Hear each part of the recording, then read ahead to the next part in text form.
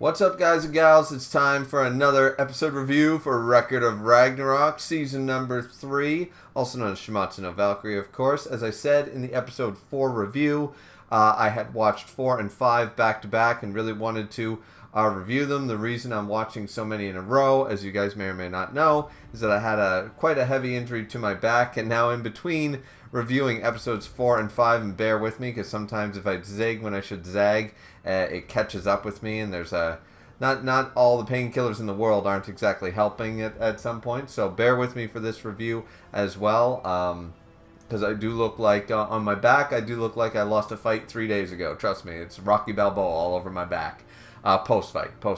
But anyways, getting into episode 5, Pride of the King of Helheim. Of course, this is Hades. It's mostly about the fight, but of course the big chunk of the episode also is the backstory about Hades. And it's not exactly Hades' origin story necessarily, it's just the time where Hades proved to be the guy. He got the respect of Poseidon, the guy who can't, has no respect for anybody. Remember, this is the man who killed his own...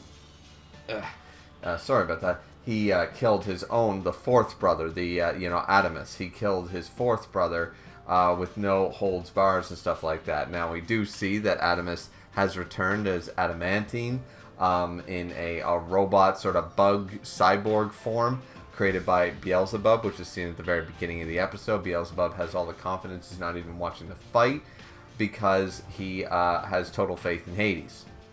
Hades is going to win, and of course, why wouldn't he? He's though there's been some trickery with those air bubbles and stuff, he has managed to hold his own, quite well. And in the backstory, we see how he nonchalantly takes on, they talk about the defeat of the Titans and the establishment of the gods in the Greek pantheon, and how their mother Gaia was not very happy about that, and she launched all these giants on them and all this stuff.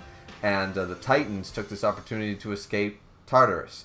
Now, Hades, instead of informing the brothers and stuff like that, took it upon himself, sent all of his Helheim men and his army up to reinforce a very defeated Greek gods. While the Greek gods went all in on the front lines, Hades went down and defeated every single Titan, as in the lowest of the low, no matter what manga or what fictional story you're talking about. Like, this is Impel Down level 6 from One Piece. This is, the gourmet prison. This is the center of the gourmet world in Toriko. This is, 8 Kings level. This is everything. Like, these are the worst of the worst. These are titans. These are gods.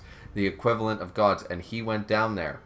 What took all of Zeus, Poseidon, Adamus, Ares, Hermes, and by the way, Hermes in this flashback after the battle is over seems to be totally fine. We've never seen him fight or whatever, but he's got no injuries, no blood on him whatsoever, and he's held up his brother Ares, of course. And it's very unique here that Poseidon recognizes that there's an issue because the men, bring it up, like Hades went down there, ordered us to come help you guys to secure victory.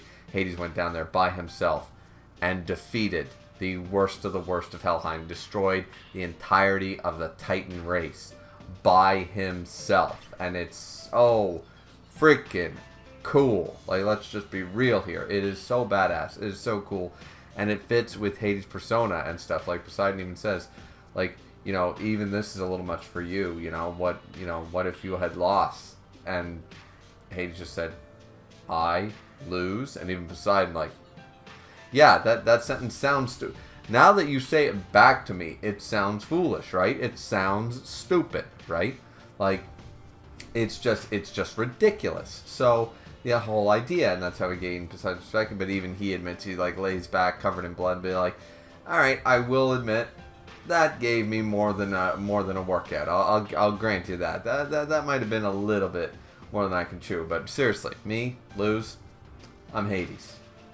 I'm the eldest, I'm the strongest, I'm the guy, right? And my biggest problem with this will show up later. But I love this episode because it gave us the credence for Hades. He does his singing. Poseidon basically seemed to get his singing from Hades because he heard Hades singing when he entered Helheim and saw that Hades literally fought off an entire army, the equivalent of what all the Greek gods fought tooth and nail to defeat. Hades fought himself. He was a one-man army. You know, he's just ridiculous. Like, his power knows no bounds. He's like one of the...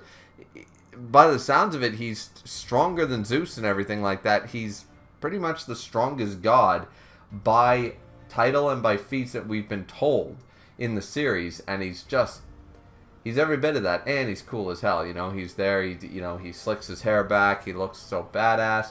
He's covered in blood and he doesn't care. And he continues to fight against the Emperor of China, Qin, and he ends up getting a good shot on his shoulder, and then at the end, it's a really nice moment. So after the backstory and stuff like that, they continue the fight. He ends up, using, Hades' blood is special and stuff like that.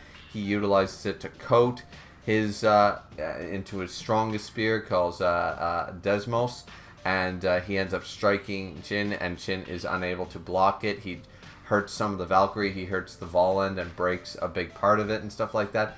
And then not even after that does he let up, because he's like, okay, we're going to do this again. All right, you think, there's an inspiring moment between Qin and his Valkyrie. They get it all together. We see Chinese Brunhilde once again, which it'd be really nice if they had a reuniting moment, because she even blames herself for this near the end of the episode, because the credits roll, or the majority of the credits, while a very great OST plays for this moment. It's really, really inspiring. It's really good. We get like that more of an opera. Reminds me like a Zelda OST sort of playing, like an that kind of stuff. Apologies for my terrible monotone everything. But basically, yeah, it's a really touching scene. And this happens after, like, it would be really nice for them to get a reunion shot, because she blames herself. She starts crying and blaming herself, like, you're doing all this because of that promise that I made you say on basically when I was dying. I asked you to do this, and now you're taking on that promise as an oath, as a vow, like you will be the King of Kings, you will be the greatest king, the king of the beginnings, all this stuff. But the mutual respect between Hades and Qin right now is going off the charts. And as I said, when the credits roll, there's another attack as he uses Desmos, and he's like, you're making me use my most powerful attack. Qin says, all right, I'll match you power for power. I can't block anymore, so I'll use power. Transforms his Volund into a sword and gets his arm completely ripped off by a spear thrust. But he stands up. He stands up one more time, one less arm, at the end of the chapter, and just basically we get this side shot of like what it is to be a king. We see both of them, and he stands up and is like, for I am a king, and all this stuff. It's a really...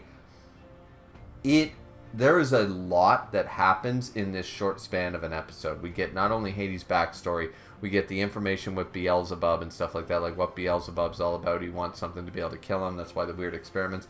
He brought Adamus back to life under Hades' orders. We get Adamus' return.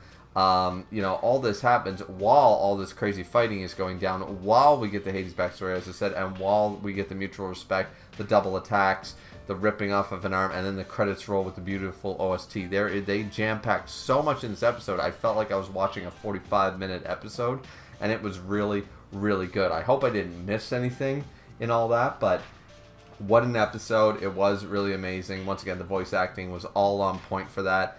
Hades' backstory is quick, simple, and to the point, which I really prefer. I prefer them, unless you're going to tell like the greatest backstory of all time, then keeping them, 10, 12 minutes of one episode, keeping it to that length, or to one chapter of a manga chapter, that's perfect. That's a perfect length, unless you're going to tell the greatest backstory that's going to be like top 1, top 2 backstories in the series. Then keep it short, keep it easy, keep it simple, because we can gain a lot of respect from that. And as I said, gained a huge amount of respect for Hades there. Like, his whole thing is, I'm to be an older brother, right? Like, my whole thing is, like, and they ask, like, why? And it's like, it's very simple. Because he loves his brothers.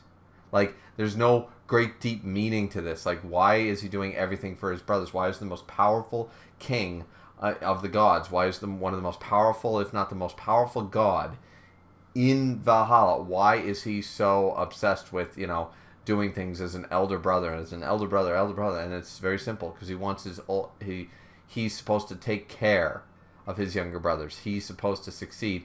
I mean, you could look at this as the whole, like, they basically kicked their parents out sort of idea, and now they're the ones in charge, and Hades sort of took on this background role of watching over all of them and hoping that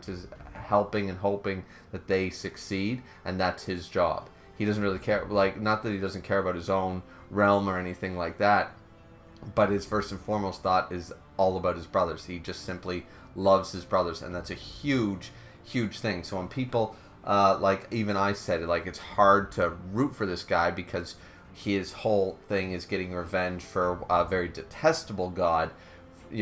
From our perspective, for him, it's not just about that. It's about a love of his brothers. It doesn't matter who Poseidon was. Hades himself is a great brother and an even greater king as a result. So this episode portrays that really, really well. It's why Hades is one of my favorite characters in the series. This episode spelled it. And if you still don't like Hades, after this episode, nothing that we see later is going to convince you of that. But Hades is definitely that guy. He really, truly is that guy. He cares about his people. He cares about his kingship. He cares about his brothers. And he loves his brothers. There's no great secret. And that's heartfelt. That's really nice. So I really enjoyed episode 5. I thought it was really good. And as I said, I thought they jam-packed 45-50 minutes worth of content in there, but it didn't feel rushed. It felt good. Like really well paced. Just so much information, so much action, just a lot of stuff happening all at once in one small episode. And I really like the way, as I said, they did the credit roll with Chin looking completely defeated there, losing an arm, and it looks like the end of the fight. But then he stands back up once more to face off against Hades again to start us off for the last. I'm gonna say this is gonna be the last episode of this round. Will be episode 6, but. I don't think my back can take much more of sitting in this chair or anything like that for the rest of the night. So we're going to call it here, but hopefully in the next couple of days and enough ibuprofen or whatever painkillers I can find, I'll be able to record a few more episodes sooner rather than later. As I said, I have to do a lot more bedridden, a lot of horizontal stuff these days, and pretty much that just means me on the couch in front of a Netflix TV for a while. So that being said, this will be more so the content you guys will see. I think I covered everything there. So like, comment, and subscribe as always, and we'll see you guys back here sooner rather than later for episode 6, and I'm going to assume the end of the round. So look forward to that. Hope you guys are. Have a good one, everyone, and sayonara.